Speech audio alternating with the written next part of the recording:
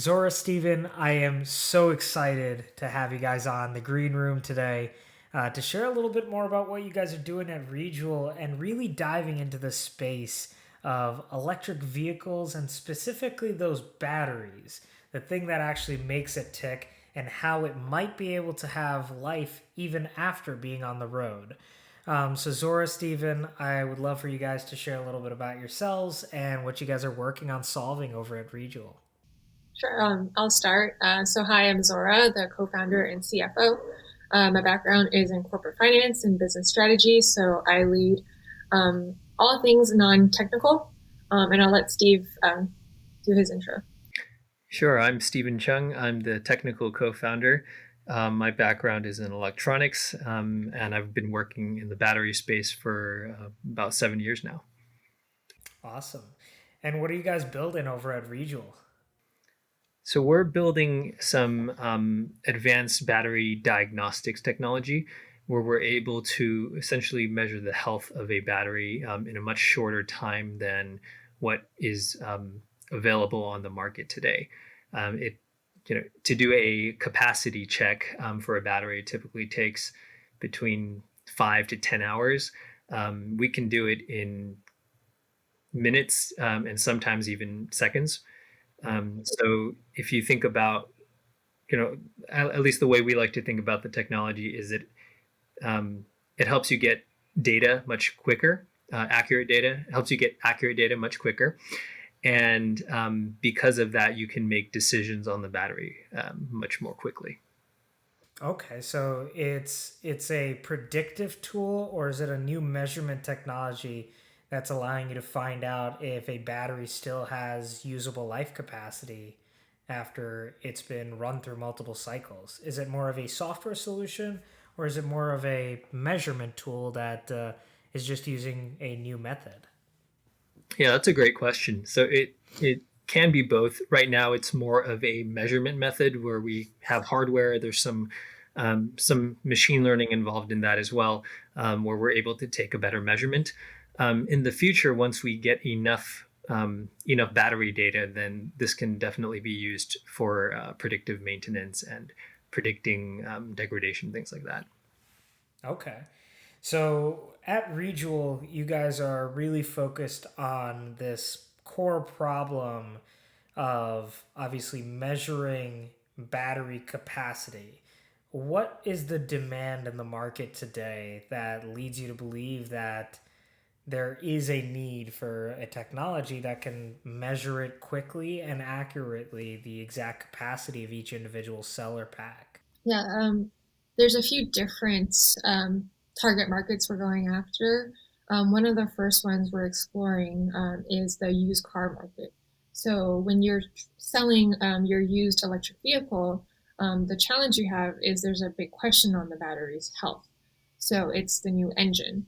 So if you were to buy a used EV, that would probably be your biggest question because that's going to move the car. That's driving like probably half the value of the vehicle, but there's actually nothing to really understand its health because most people aren't going to charge an EV up fully and then drive it until there's no range left to see how long it lasts. That's just not feasible. And unfortunately, the range indicator gets less accurate as the vehicle ages. Really? So yeah, really confusing. Yeah, these models are based on a static point in time. So as the vehicle gets older, it becomes less accurate and harder to predict So it's not its lifetime. dynamic. And how does that complicate the use? So how does that complicate the used car or used EV buying behavior? Like how does that? Right now, the challenge is it manifests in a lower residual value. So unless you're Tesla, which is very unique in the marketplace, the average gas car at the same MSRP as an EV, 3 years later, it's worth. So an average gas car depreciates about 40%. An average EV depreciates 55%. So for a $30,000 vehicle, that's $5,000 gap in residual value. But the challenge is even with the lower price point, a lot of people are concerned about battery health, and there's still not a robust market for it. So we want to be able to enable that because most vehicles on the road are actually not new, they're actually bought used. So if we're really to tackle, climate change and encourage clean transportation, we need to make a viable secondary market for these vehicles. That's actually really interesting. So there's this used car marketplace that's clearly, I guess, the largest part of the number of cars that are on the road. And clearly the onboard biometrics, I guess, for the EV battery's health, which is, I guess, the main part of the car's value in this case. Just like, in a Honda, the engine's probably the most valuable part. There's no way to actually know what the current status of that car is. So, is there, right now, when car companies are looking at used EVs, obviously Tesla is that unique giant, which I'd love to understand why. But it really seems like what you're alluding to here is that without your guys' unique hardware and software combination, none of these car manufacturers are able to intelligently or dynamically provide any user with a used car value offering that's fairly priced out based on the current status of the actual car, as opposed to right now, which is mostly a broad guess, which it sounds like by year 10, when you may be wanting to replace your car and upgrade, at that point in time, the calculate you may be off by 10 or 20%, which can be catastrophically bad in terms of pricing out the value of what you're buying. Is that a fair understanding? Yeah, I'd say that's pretty fair. And we can cover it. It's not that there's absolutely nothing. They do have, these models. It's just not very good. And everyone, including the OEMs, knows it's not very good. So that's where a kind of a third party measurement can really come in to help consumers understand the life of that battery. Got it. Okay, so you guys are that third party in this case to help understand the value of that battery capacity that's still there. So, I mean, when typical clean tech nerds like myself or other investors or founders that are trying to get into this space and understand electric vehicles, what is that core thing that many people tend to misunderstand? Because like from where I'm sitting right here, I'm like, okay, when I go online to buy a used Tesla, they're already nice and pretty much planned out user experience. It's not always nice, but it's a planned out user experience. Even on the used car side of things, it tells you here's what the range limitations on specific cars are. And I think there was even a post recently that actually showed that they were selling a Tesla with only a max range of like 100 miles. Which I guess, hey, if you're looking for a car just for commuting and you want a cheap Tesla, I guess that's a great option. But what is Tesla doing that's different from all these car manufacturers that most people are completely missing in the market as a outsider looking into what's really happening in the EV market? And especially with those batteries, because obviously energy storage at a grid scale has picked up. There's huge demand for electric vehicles now starting to pick up. And Tesla is one of those unique companies which just happens to do everything. They'll sell you the solar panels that power your car. Then who knows, maybe they'll start making movies to watch in the car when they have self-driving. But what is that part of the market that most people just completely miss in electric vehicles? Well, I think one big thing that we have to keep in mind is that Tesla was really what made electric vehicles possible today. Like they, like with the Roadster, like some people might not even have heard of that now, right? And then with like the Model S and the Model 3, like they're really pushing a bit aggressive. And on top of that, especially compared to an automaker like VW or Hyundai or like, the major auto brands that they're started purely electric. So that is a huge advantage because if you actually look at the components that go into a car and lay them out, there's like maybe 20% overlap between electric vehicles and gas cars. So if you think about the vendors you need, the machinery, the design, it's a huge flip in your manufacturing supply chain. That's a big challenge. The second one is that automakers have like 100-year history in some cases in engines, but their experience with batteries, Nissan maybe at this point 10 to 12 years with batteries in the field, right? Because if you're talking about batteries in the lab, that's a very, very different case. So Tesla, from the beginning, knew that that was the new engine and did a lot of tracking associated with it. Some of the OEMs we talked to, their first generation vehicle, they did not actually have a lot of tracking on battery life. So the early vehicles they had, they weren't even able to get as much data as they realized they should have. So, in some cases, we're still hearing from industry experts that actually go visit vehicle plants that, Tesla is at least a decade ahead of them. So it's going to be hard to catch up, which is why I think they're investing billions of dollars now because they have the capital to do that. And because also they see that if they don't do it, they will continue to be more and more decades Yeah. behind. And I think Okay. that Tesla also So just has they've really built their brand for electric, and and the demand for Teslas is quite high. They also did the tough work in the early stages of their company to really build out their supercharging network to make that refilling or recharging experience much more seamless than even today for most other EV makers. got it, got it. So when we think about what Tesla's trying to do, I mean, there's been obviously conversations with technology like vehicle to grid. Tesla has their hands in these technologies as well, as do many other independent companies, utilities, etc. There's vehicle to grid, vehicle to building, using the electric vehicle as a backup battery for the home.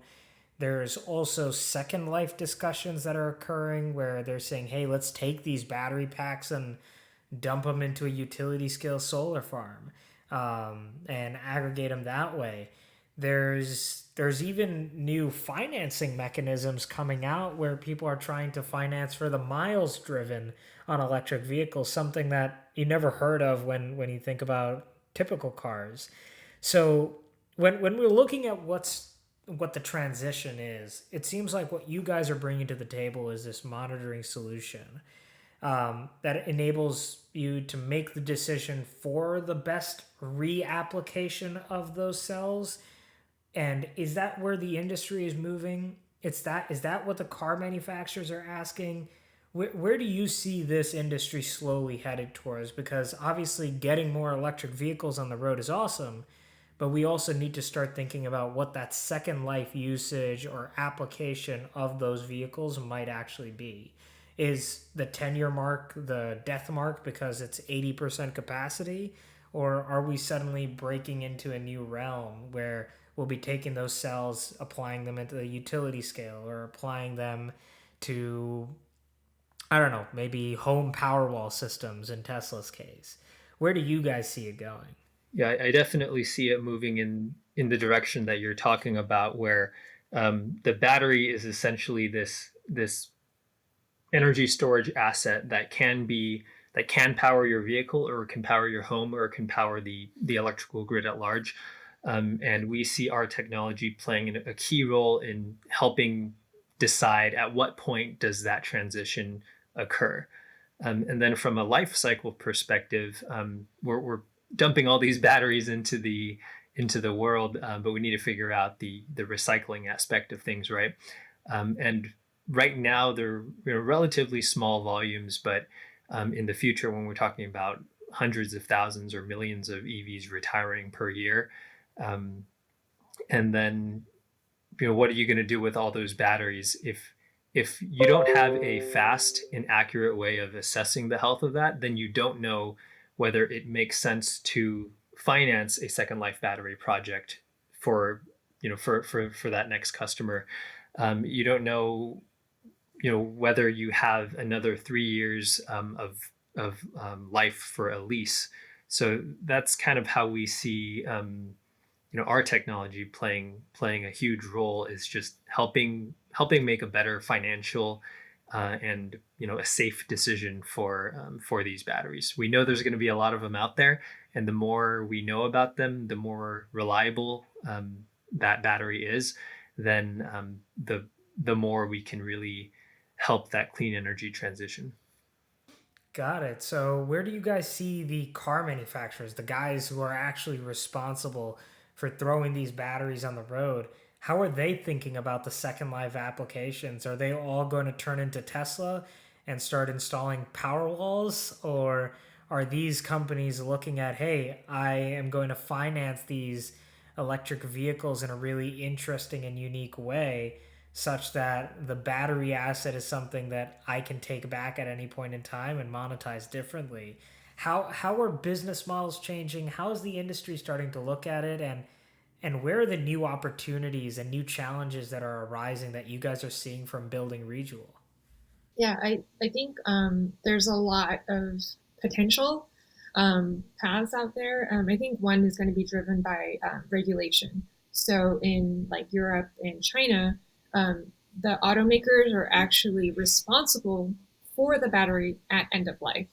So they either need to have the right recycling partners or the right repurposing partners. Actually, they would need recycling regardless because that is eventually where it will have to go. But if there can be a pit stop in repurposing, you extend the life. You don't have to make more batteries, and that can also go to like a cheaper, application as well. I think what we're seeing right now is that because, first of all, like most OEMs still aren't battery experts, they're getting there. So as they're building up that battery expertise, they're focusing on getting cars, um, you know, into production and onto the road. They're looking for partners that are basically helping them manage the end of life. So that's where we want to play. Is we want to be one of those partners that help them enable those decision points. So if they have to get a battery service, they can use our device first to test if that even needs to go to a service center or if it's not a battery related issue and it's something else. Because if you have to ship a car across the country, that costs a lot of money and it takes weeks to actually fix a car, right? Like most people are not used to weeks to get their car serviced. Right, right. Now that's actually really interesting. So there's an opportunity then for partners to go work with OEMs, maybe with ReJoule's technology here, to be able to validate what cars on the road could actually be repurposed. Does that then drive the cost of vehicles down? Because if the OEM is responsible for the batteries, which I'd imagine is most of the cost of the car itself these days, does that mean that cost of vehicles is going to go down based on the true value that that battery is going to deliver to an individual OEM? Because let's say there's a brand new company that forms out of the bloom, the Zora Stevens Swarnav show, right? And what we're doing is we're buying these batteries from electric vehicle manufacturers at the end of life, and we license ReJoule's technology, and we find out that, hey, out of the 1,000 cars that went off the road this year, you know, 900 of those are actually useful.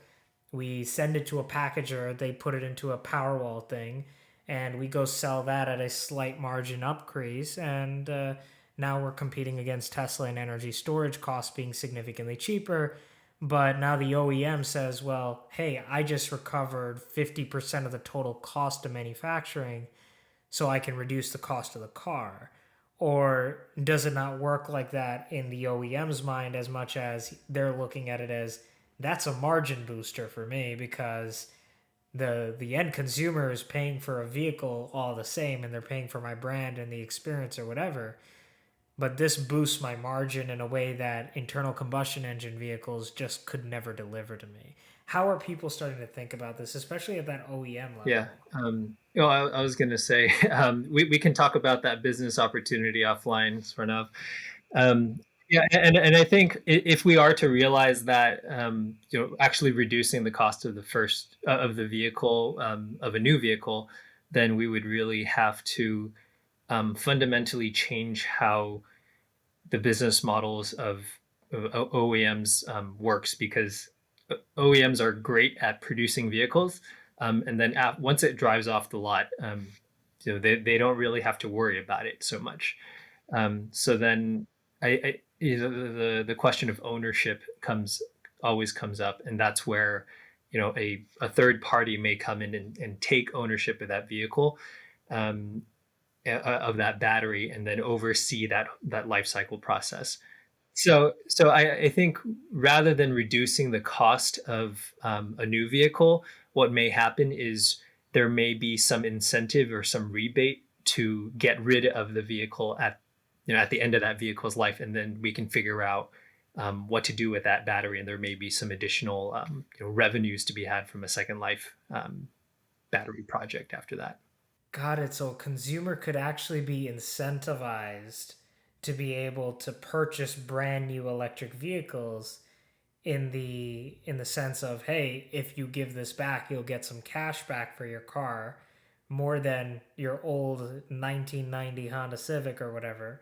In this case, you're actually returning some of the cash that you invested in, so it's not depreciating as hard. And now the OEM may have some value to gain off of it, or a third party lender might have some value to gain off of that battery. And that's how this model could work. Okay, that's really interesting. So I guess then the only other question I have on this, because it's really fascinating to see how these businesses are starting to think about electric vehicles as more of a platform technology, because battery cells are so versatile, and how understanding the capacity of those cells is extremely important in understanding where those applications are for that cell. Like, we can't just keep taking a bunch of AA batteries that you may put into a controller to actually power our electrical grid. But in these cases, these cells might be as powerful. So I guess if you had to leave everyone with one final thought or note, what is that one key insight that you would think people should walk away with when looking at the battery recycling and electric vehicle space as it relates to this energy storage and battery cell technology world that we've been diving into over the last couple of minutes? Yeah, I can add my 2 cents first. I think I think one thing that people are starting to talk more about, and that I would encourage EV buyers to ask of their OEMs, although the dealerships aren't always the best educated in some cases, is maybe like ask them, like, what do you plan to do with this battery at end of life? Because they're really there's not enough focus there, and like, it takes infrastructure, it takes suppliers, it takes policy to really make that streamlined. And the challenge we're seeing right now is that there's issues with collection. Like some OEMs can't even retrieve these back, and they don't know where to find them, or they're all over the place. So there's not one consistent source. So it's like, first we need to deal with problems like that. So I think we should start addressing them up front. And I think now is the time before it's a real problem, because just a reminder, these things weigh thousands of pounds, right? They're the entire bottom of the car. They're not easy to move around. And they're also a hazardous material if they're not handled properly. So let's not wait to deal with hazardous waste when it's a real problem. Let's start thinking about it now, and setting the standards and the regulations in place so that it can be handled properly, and that electric cars are truly good for the environment, and we don't actually have a mountain of battery waste in our future. Awesome. And any final thoughts, Stephen? Otherwise, I'd love to know if people wanted to. Do you have any final No, I thoughts, think Stephen? Zora covered that perfectly. Perfect. So I guess then the final thing I have to ask you both is, if people want to continue the conversation or reach out to you guys directly, what's the best way for people to continue to follow what ReJoule is doing and maybe even ask a couple of questions? Yeah, so we have social media. I think that's pretty easy for people to ping us directly there. We are on LinkedIn, Instagram, as well as Twitter. And of course, you can always, go a little bit more old school and email us at info@rejouleenergy.com. And Stephen and I are also available on LinkedIn if you'd like to talk to us personally too. Awesome.